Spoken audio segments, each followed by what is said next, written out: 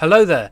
Today is the release of a bunch of sets for the LEGO Star Wars wave, as well as other ranges outside of Star Wars. But I thought I'd like to take the time, whilst I'm out there buying them currently, I'll take the time to rank them all and see what I think of each of them and which ones I prefer to the others. Now, starting off with the bottom of the food chain is this spider tank that's on screen now, and it doesn't mean it's a terrible set. However, I would like to have seen more from this spider tank, especially even the little droid creature that's inside of it, rather than just a set where we can pick up Grogu and Mando cheaply in a similar set that's out also today. And the only real grab for this set will be the Bo-Katan minifigure, which does look awesome, especially with the new printed and the Mando design, which we're yet to see. However, there's just not much more going for the set. You've got the Darksaber element, which again is pretty cool. Personally, I'm not too much of a fan enough to spend the 47 quid for it. It's not an overly expensive set, I just think it's quite plain, and the legs and parts of this build are going to be very repetitive, and that's what lands it bottom of the list. Up next is the N1, which I know will be a controversial opinion. Loads of people will be buying this set.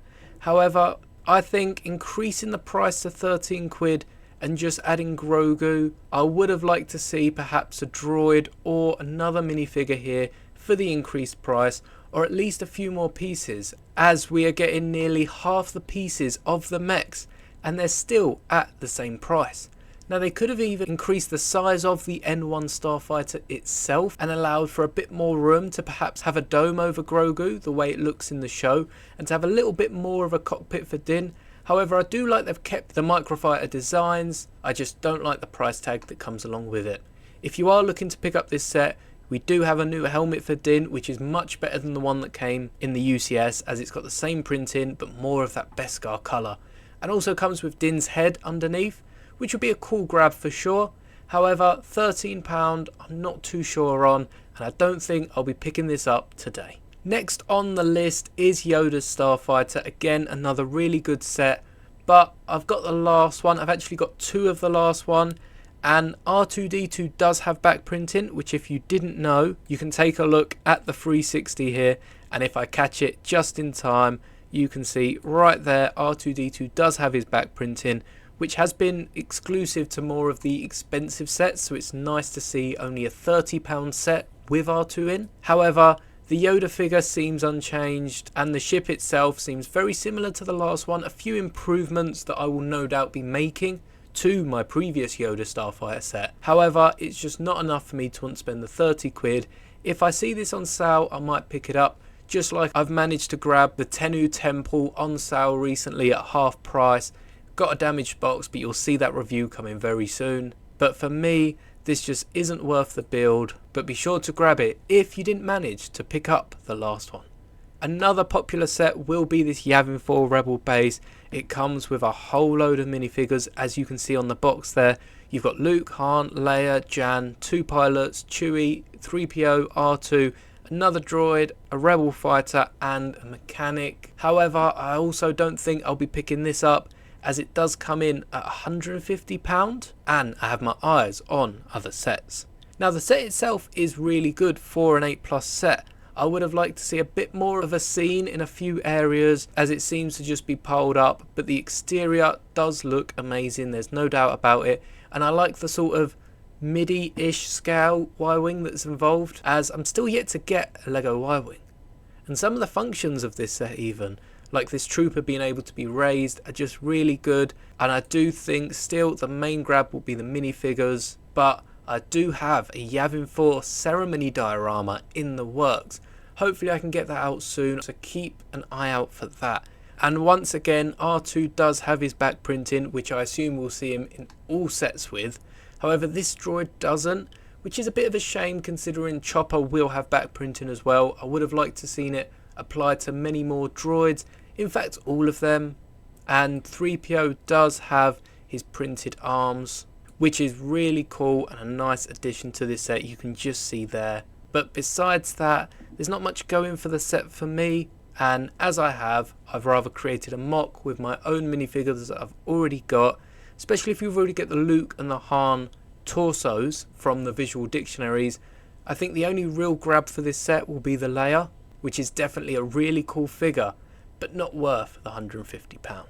On to the mechs, we have the Stormtrooper Mech coming in at the top 4, and the reason this is above all the other sets, the Yoda Starfighter, the Yavin set, is because it's a really great idea in Star Wars. And if you haven't checked out my Boba mech review already, I really do like these mechs and they have surprised me. Even with the locked in legs, I think this is a great way to get the minifigures, and perhaps the Stormtrooper won't be your favourite, as I would much prefer a battle pack at just more than this. However, it is a really cool mech nonetheless, and I'm really looking forward to get my hands on it. Much like the Darth Vader one that comes in next, which does include the new Darth Vader from this year's sets, from the Tire Bomber, from the final dual diorama. A really cool and cheap way to not only get that new head underneath the mask, but also the printed arms that if you haven't bought any of the expensive sets, you can now pick up for only £13.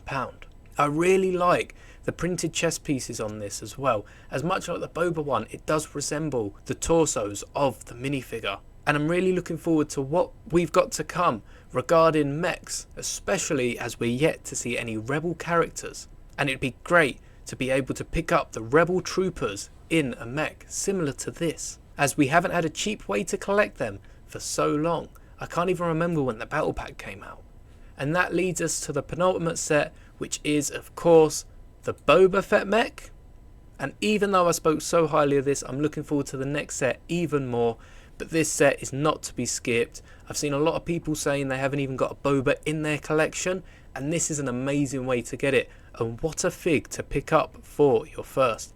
As you can see, it's complete rehaul of the printing. It comes with printed arms, and the detail on it is just amazing. And it even comes across onto the mech itself. The detail they've put into it to make it look like a giant Boba Fett is just amazing. The jetpack especially is one of my favourite parts of the build, even though it doesn't take that many pieces. But if you want to see my full opinion on it, do go check out my review that is already up, and hopefully I can review a few more of these this week after picking them up when they come out.